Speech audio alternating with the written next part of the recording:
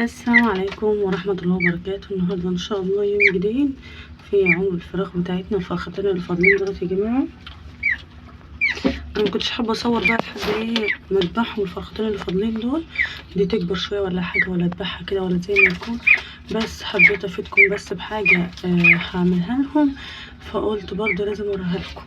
الفراخ بتخربش كده من امبارح، فانا حطيت لها حباية حبوب اهي، مش عارفة تخيل كده اهو، حباية حبوب اهيت، فقلت اوريها لكم ديت عشان خاطر البرد والرشح والحاجات ديت والخروشه اللي في صدرهم دي. الاول بس هحط لهم في الميه دي مكعب تلج عشان ايه تفضل الميه ساقعه عندنا كده.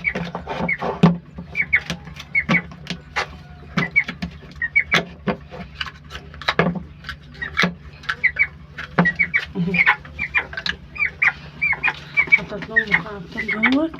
بس هقول لكم بقى ايه اللي انا هعمله.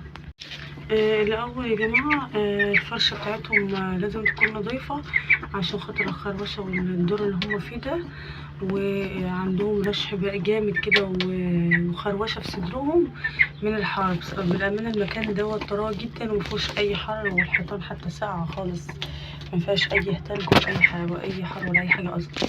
جبت لهم بقى الشريط ده ده شريط بشري احنا بناخد منه للبرد والرشح. اول حبايه بتاعتي حطيت لهم حبايه على اعتبار ده لتر ميه واقل شويه، وهندوبها لهم كويس. وحطيت لهم مكعب تلج بحيث ان هو ايه الخروشه اللي عندهم ديت تروح شويه ويفوقوا معايا كده شويه. والله ان لقيتهم مش مظبوطين معايا بيخروشوا كده، فايه مش هنستنى عليهم عشان برضو ما يحصل لهمش حاجه ويبقى ما خسرناش حاجه في الدوره قد كده يعني. بلحقنا كذا حاجه، تعوض برضو خسارة الكتاكيت اللي ماتت وهي صغيرة وكده. لو لقيناهم ماشيين معايا كويس على العلاج وابتدى يحلو، ممكن نسيبهم لحد ما يكبروا، واحدة تسند واحدة عشان ما نسيبش الصغيرة لوحدها. يا رب الفيديو بتاع النهارده يكون عجبكم، ما تنسونيش في اللايك والشير وتشتركوا في القناة. والسلام عليكم ورحمة الله وبركاته.